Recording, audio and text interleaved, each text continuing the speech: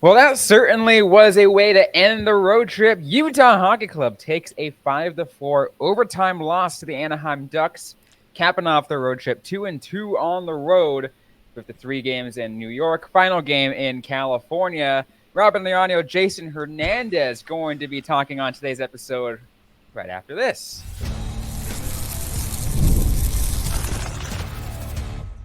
You are Locked On Utah Hockey Club, your daily podcast on the Utah Hockey Club, part of the Locked On Podcast Network, your team every day.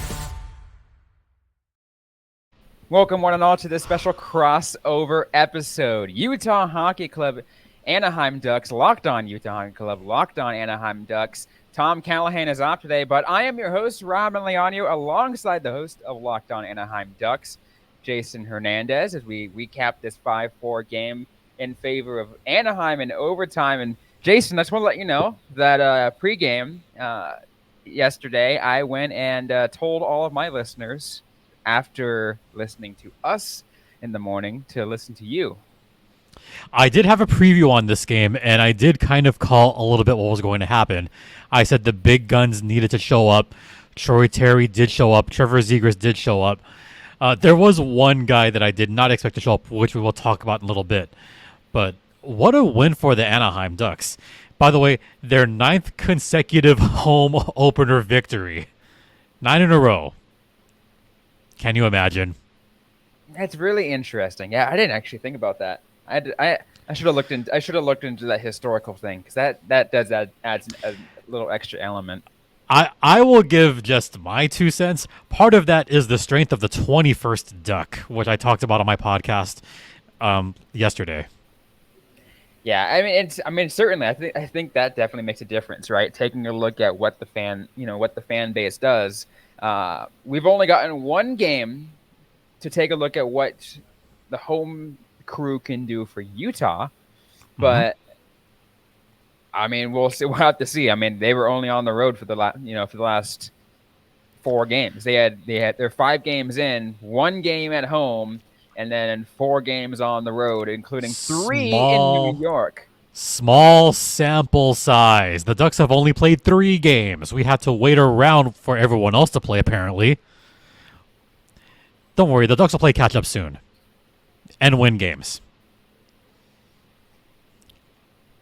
Are you sure about the win games part? Nah, whatever. But no, it was a. You're not going to do this to me. You're not going to bait me today. I'm gonna try to be good. I haven't even mentioned the capital city of Arizona yet. Those that don't know, if you're new to it, Jason and I have a close personal relationship, but we have a friendly rivalry when it comes to talking between our 2 teams. Yes, let's put it that way. We'll talk about that in a little bit.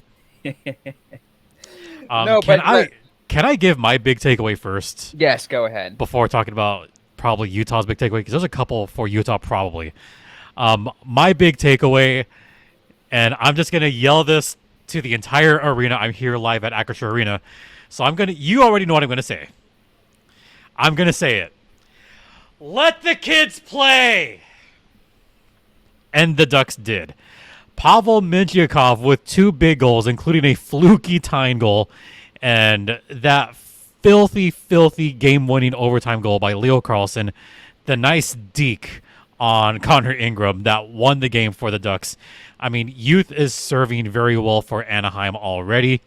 When I look at, who got all the points, Zegras, very young, obviously. McTavish, 2 points on this one. Leo Carlsson, 2 points on this one. Yeah, they looked very good, by the way. And obviously you have the really young guys. I'm enjoying watching this development for the Ducks, and I cannot wait to see more of this. I want more, as Ariel would say in Little Mermaid. So, youth serving well. Yeah, let's keep at it. This core is good. I mean, you always got to love a team that has a good young core. Again, you got to appreciate that. Utah is one of them. They have a really, really, really solid young core. And I mean, I've been talking about it. Both Tom Callahan, my co-host Tom Callahan, and I have been preaching the youth of this team and how it's going to really help them out. And in so many ways, Dylan Gunther always going to be quote Dylan Gunther, Logan Cooley still doing as is always getting in his assists, getting in those point numbers, and he keeps going more and more and more. And I'm like, this. There's a bright side to this team. Sure there is. But the bright side is you got a point. Yes, the Utah Hockey Club did get a point in this game. Obviously, a lot of us had predicted that it would be a really good rebound game for Utah after getting shut out by New Jersey. We figured, okay, they're going to rebound. They're going to feel better. They're going to get the win, finish the road trip, having won 3 out of 4 games. They just lost to the better team. Just admit it.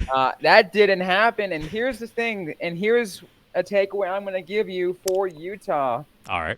And that is, for me, it looks like very well, but they are trying to adjust, having to fill the minutes that are now going to be left in the gap from the injury to Sean Durzi. The defense took a massive hit with Sean Durzi being out. And again, and not to say Sean, a lot of people might even say Sean Durzi isn't great defensively, but he still does add a lot to the blue line. He is a great puck-moving defenseman. He does he does his job well of what he needs to do. And again, he is a top-paired defenseman alongside Mikhail Sergachev. You take one of those two out, you having someone try to fill in their minutes. Robert Bortuzzo trying to come in and fix that, and then Patrick Koch being called up from the Tucson Roadrunners to again add that try to reshore up the depth. That still doesn't add things up. You cannot fill the minutes left by Sean Durzi, and I feel like they felt that. Yeah, they definitely did. I'm a big fan of Sean Durzi, by the way. He's always been an excellent puck mover. He's decent defensively, so you can't say that he's horrible defensively, but he's decent enough. He'll get the job done. But taking away that creativity on the blue line, especially someone of Sean Durzi's capabilities, I did notice it. I mean, the one defenseman that was very noticeable for Utah was obviously Michael Kesselring, who's spent a lot of time in the AHL, if I remember correctly. But Kesselring looked good, but then to fill in those other minutes, you have Kolyachonok, who didn't play a whole lot tonight. Just from, I try to watch, as much as possible, because I was working the Firebirds game, obviously. But trying to play catch-up, we're recording this, at about almost midnight, by the way. So I did actually catch up and see some of the game on Victory Plus. He was one of the only guys, Kolyachonok, that I did not notice at all. And if you're a defenseman that's not noticeable, that's a bad thing. That's a very bad thing. It is. But I will add this. I think, to me, Kolyachonok has always been, a bottom pair, just kind of fill in the minutes. But at the same time, you're right. Even no matter what, as a defenseman, you have to be noticeable. You kind of have to put your body out there and really do what you can to stop the puck from those high danger areas. And yeah, but there was none of that. There was no blocked shots. Looking at the stats, he was the only defenseman that didn't get a blocked shot. Everyone else did their job. Cole did his job. Sergachev certainly did his job. Kesselring obviously did his job. Kolyachonok was invisible. So that's where you're missing Sean Durzi quite a bit on the blue line. It very much is so. And again, it did show. Like I said, even though Durzi wasn't huge defensively, it still showed based off that score sheet. It could have very well gone a different direction had he been in that game. Because we already know, it already showed us, Jason, that Utah's forwards have no issue scoring goals. Okay, yes. I did make a prediction, by the way. I did predict before the game that a certain Keller would score a goal. I actually had the Ducks winning this one, but I didn't think it was going to be this close. I thought it would be something like 4-1 or 4-2 or 5-2. So I didn't see Utah getting that many goals. Keller's a terrific player, by the way. Yeah. Got to give credit where credit's due there. Dylan Genther is very speedy. Genther, I think, is one of those guys that deserves a little bit more playing time, and I get that your guys right now are getting the minutes they deserve. Hayden obviously deserves the minutes. Schmaltz deserves the minutes. Keller deserves the minutes. But Genther should be right up there as well. Genther should be getting 16, 17 minutes a night as well. You mentioned his speed, but like also, and then here's the final point I want to bring out on about it before we kind of move on, is when it comes to Dylan Gunther, is he's got the speed, but the moment you get the puck lands on his stick in the crease, he's taking a shot, and it's a rocket of a shot. Mm-hmm. We've already known this. Those that followed him, the WHL. Okay, I'll talk. I'll let you cough for a second. No, So I got it. I'm all good. But we've Okay. already known this, right? Dylan Gunther, when the puck is on his stick, he's got an incredible shot. Yes. And it's a rocket of a shot. And if you have followed him since his WHL days, Mm-hmm. he's had the same thing over and over again. Not that's a bad thing. No, it's not. It's actually a good thing. It shows Yeah. that like nothing that he is what he was picked up for to be. He was picked up. He was drafted by the then Arizona Coyotes to be a goal scorer, and we're finally getting that. But albeit now a new name, new city. Yeah, away from Phoenix. I got it in. Oh, don't look at me with that tone of voice, Robyn. Anyways, So- we are going to. I'm going to get some more thoughts, and then we're going to kind of get to some rivalry talk about what's coming next for both of these teams. We're going to do that right after this. Hey guys, today's episode is brought to you by FanDuel. NFL fans, you can start the season with a big return on FanDuel, America's #1 sportsbook. So when you get in a hunch in the middle of the game, you can check the latest stats, view live play-by-play, and so much more, all in the same place where you place your bets. You'll get started with $200 in bonus bets guaranteed when you place your first $5 bet. You don't even have to win the $5 bet.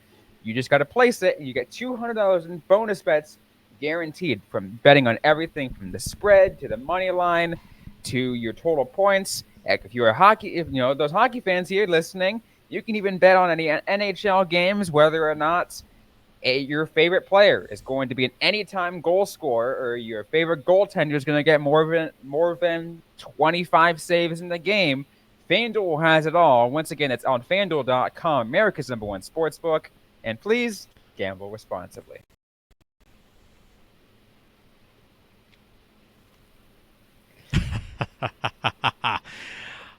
Welcome back to the Locked On Anaheim Ducks, Locked On Utah Hockey Club crossover edition. I'm Jason Hernandez, and that is Robyn Leano right over there. And we are going to talk a little bit about rivalry stuff, but I do have some concerns moving forward. Actually, I'm going to save that for the third segment. Concerns moving forward for the Ducks, because there's a lot of concerns. Mm-hmm. But I want to, I guess, now I'm in the mood. I wasn't before. You tried to trick me. You tried to bait me, Robyn.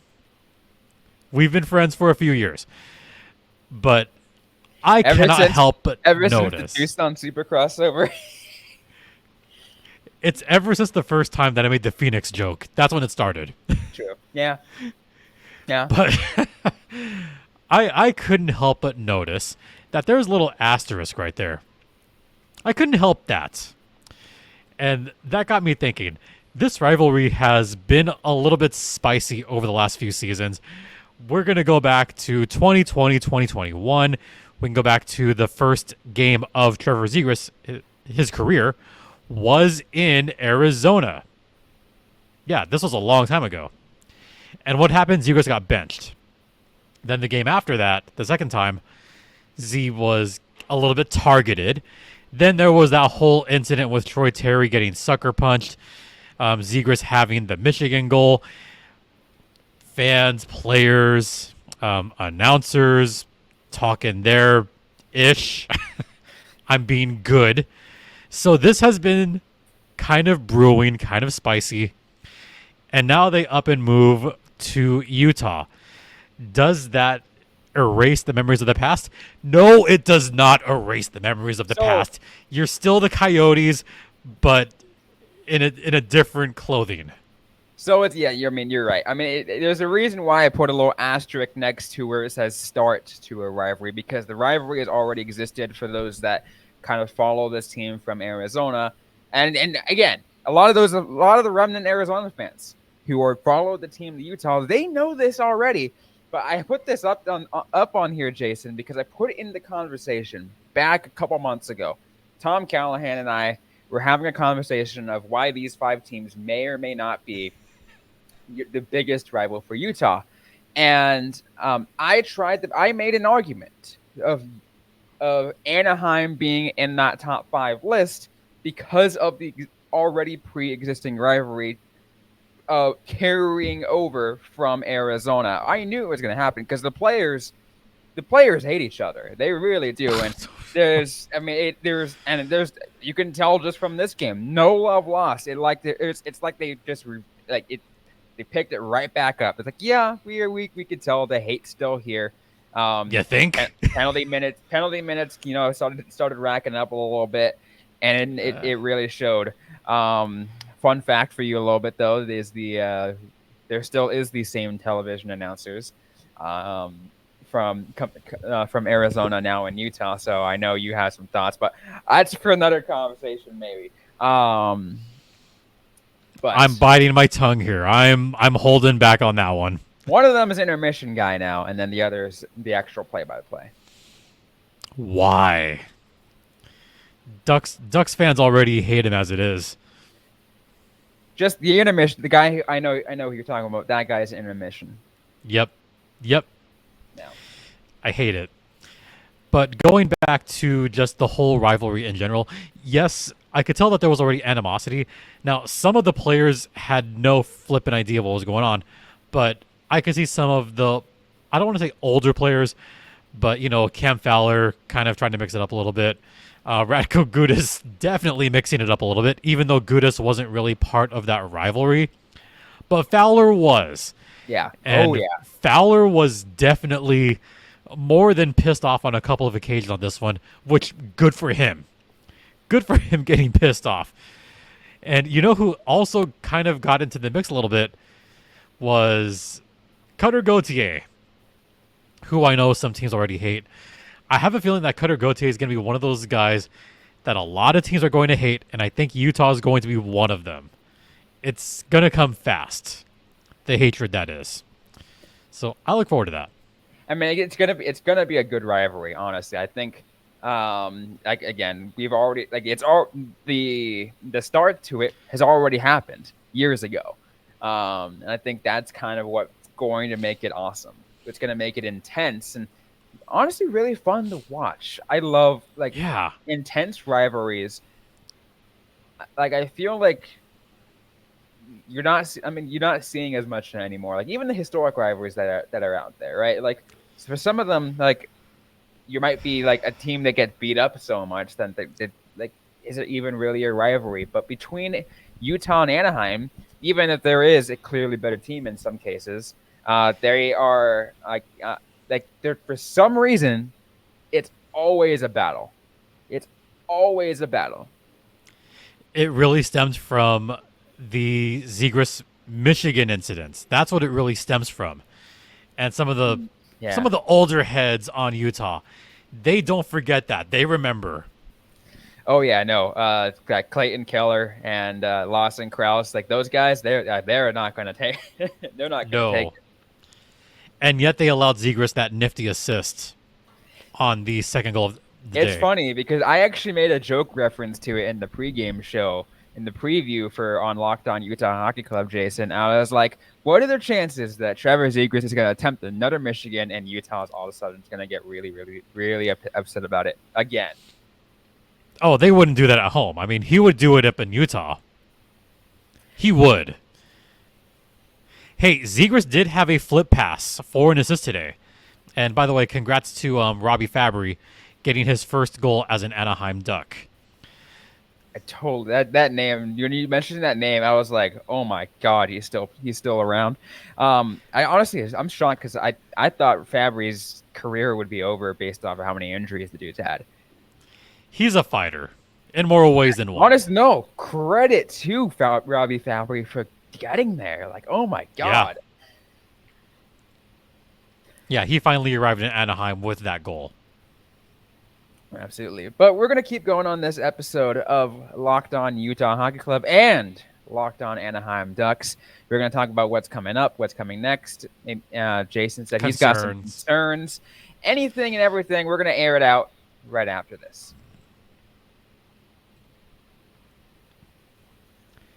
How's it going, everyone? And now a brief word from the Gametime app. And folks, if you haven't used Gametime yet, then what are you waiting for? Because you can have a new feature called Gametime Picks that makes getting tickets for your favorite live events even easier. They filter out all the fluff so you only have the incredible deals on great seats, so you don't have to waste time searching through thousands of tickets. You could watch the Anaheim Ducks this coming weekend. You could see them play against the Los Angeles Kings, or a team that you might be familiar with, the San Jose Sharks. And those tickets are very, very well priced. And you know what? You could almost get in for free because there's a $20 off code at the end of this.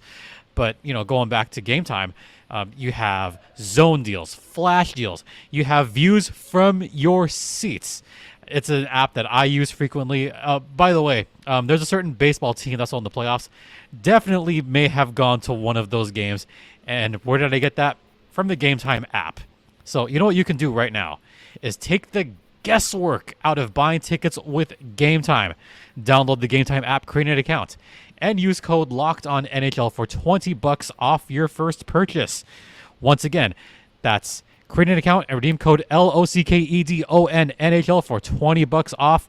Terms apply. And look at that. You could check out the Anaheim Ducks against the Sharks for $31. Save $20. And that's, very, very well priced. Download Gametime today. What time is it? Game time. This episode is also brought to you by PrizePicks. It's the best real money sports action with over 10 million members and billions of dollars in awarded winnings. PrizePicks has made daily fantasy sports accessible to all. You just pick more or less on at least 2 players for a shot to win up to 100 times your cash. Run your game all season long on PrizePicks. PrizePicks is the only real money daily fantasy platform in over 30 that is also available in 30 states, over 30 states, including California, Florida, Georgia, Texas, and yes, even Utah. Sign up today and get $50 when you play $5. You don't even need the win to receive the $50 bonus. It is guaranteed. And you can bet on everything. I just even made some personal bets myself on PrizePicks, some personal picks, I should say, on PrizePicks on this Anaheim versus Utah game, and I ended up cashing out. It was really convenient. I highly recommend you guys give it a shot. I used the promo code to get things started, Locked On NHL, to get that $50 instantly after you play your first $5 lineup. So download the app today and do that. Use that code. Once again, Locked On NHL to get $50 instantly after your first $5 lineup. That's LOCKEDON NHL. That is PrizePicks. Run your game.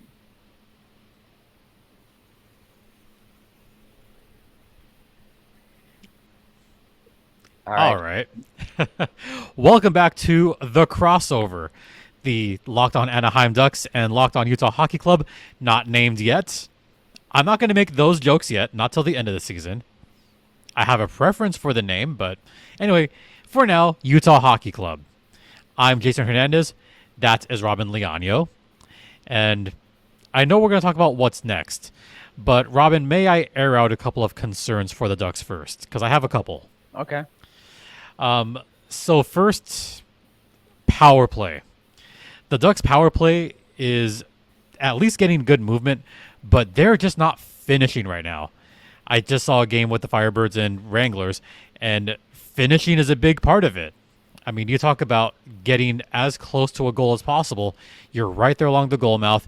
You have a couple of errant pucks just go away from you. The Ducks in this game, 0 for 5 on the power play. The Ducks have still not scored a power play goal. And in fact, they are one of only a handful of teams that has still not scored a power play goal. Those other teams, by the way, that have not scored a power play goal, as of right now, the Carolina Hurricanes and the Buffalo Sabres. That's it. That's the list.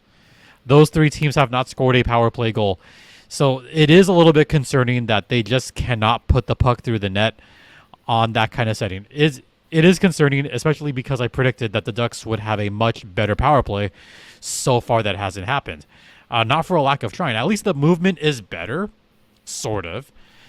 They are mixing Jackson Lacombe, who is probably their best power play, I guess, quarterback that they're missing. And when he comes back, that creates a bigger question and problem, which is another concern. What are the Ducks going to do when Jackson Lacombe comes back? Which player is going to be the one that gets sent down to San Diego? Which one? Could it be Olin Zellweger that gets sent down? I'm not so sure. I'm really, really not so sure. Another concern that I have right now has to do with Cutter Gauthier, who still has not put the puck past the net yet. There's a little bit of targeting. I mean, there's just a lot of extracurricular stuff going on, and Gauthier seems to be in the middle of it. So I think I'm just concerned that Gauthier is off to a slow start so far, but again, team sports. But I do love the young guys that scored. Minchikov, I legit got texts about Pavel Minchikov during the game. One of those I'm going to read verbatim that says, like, wow, I was not familiar with this game. And I know exactly who that was that sent that. But some guys like Zellweger in the NHL too. So it's going to be really tough, Robyn, to figure out who gets sent down. I have no idea. So there we go. Aired out my concerns on that regard. What say you? What concerns, if any, do you have right now? Or do you just want to talk about what's next?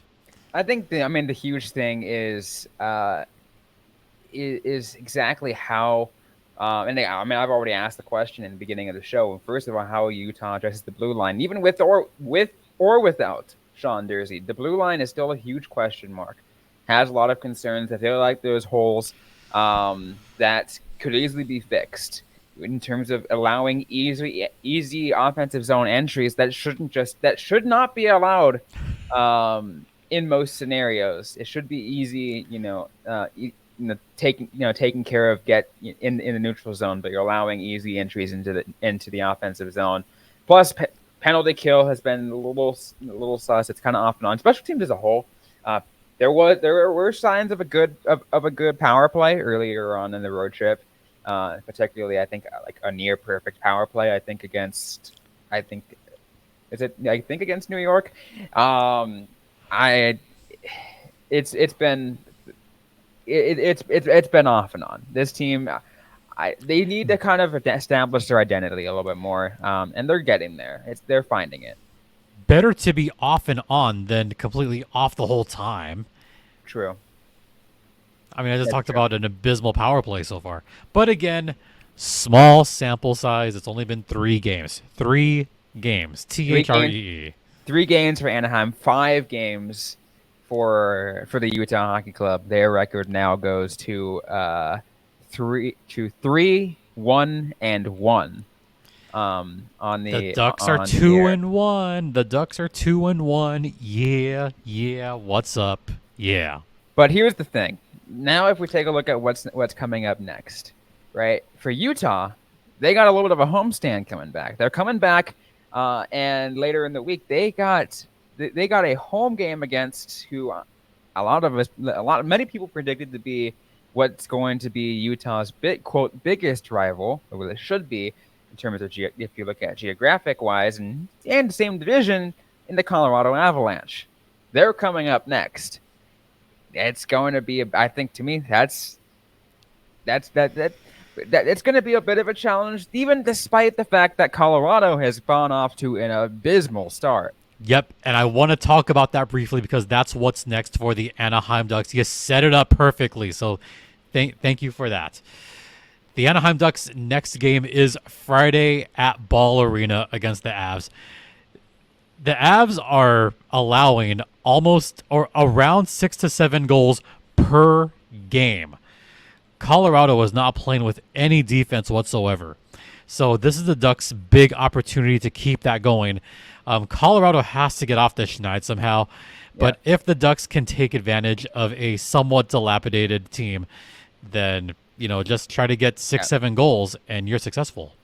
I will say as a quick clarification, Colorado is part of the homestand. They are not the next team up for the Utah Hockey Club. They are going to be, I think, they're going to be actually the last game of this homestand. They are next Thursday, so not this Thursday, but next Thursday.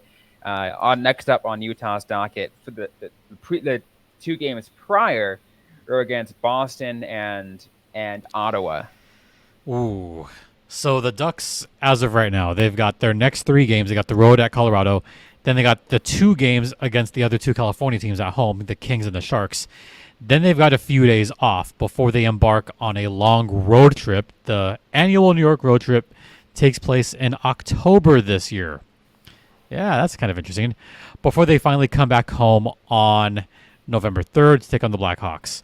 But we're just going to focus on really the next 3, 4, 5 games. And I just got to say, the Ducks' schedule, not like super easy, but it's conducive to winning for the Ducks. I mean, it's beneficial when they're also in a division that's not very good. Oh, no, you can't do that. You can't do that. Yes, yes, I can. Oh, heck no. We'd better finish soon before I start talking crap. Anyways, no, but another thing I want to mention too. You kind of talked about the next 5 games. If I want to go extend things after Utah plays Colorado, they're on the road for a really quick stop to Los Angeles to play the Kings, and then they come back to Delta Center to play the San Jose Sharks, which is a game that I am considering making the flight up to Salt Lake City from Arizona.